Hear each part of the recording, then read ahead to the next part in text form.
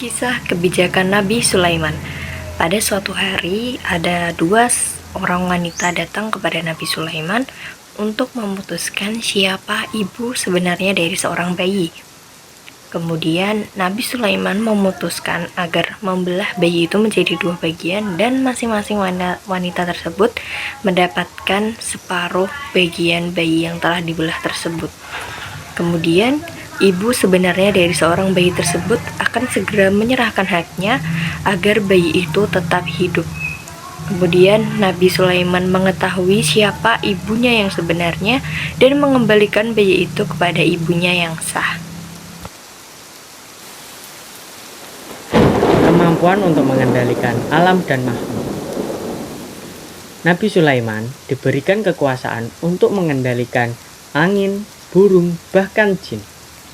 Salah satu kisah yang terkenal adalah ketika Nabi Sulaiman memerintahkan para jin untuk membawa singgasana Ratu Balqis dalam waktu yang singkat sebelum kedatangannya.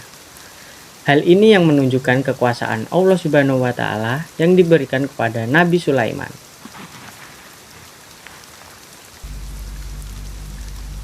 Ratu Balqis dari Kerajaan Saba. Ratu Balqis dari Saba mendengar tentang kebijaksanaan Nabi Sulaiman dan memutuskan untuk mengujinya dengan membuat sebuah hadiah. Nabi Sulaiman menunjukkan tanda-tanda kekuasaannya, termasuk memindah singgasana ke hadapannya dengan cepat.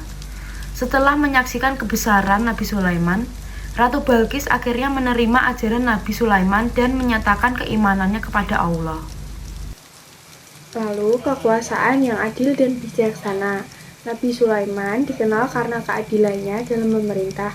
Salah satunya adalah kisah yang ketika dua petani datang mengadu mengenai ladang mereka yang rusak, Nabi Sulaiman menyelesaikan sengketa tersebut dengan bijaksana, memberikan keadilan kepada masing-masing pihak, dan menjaga ketertiban di masyarakat.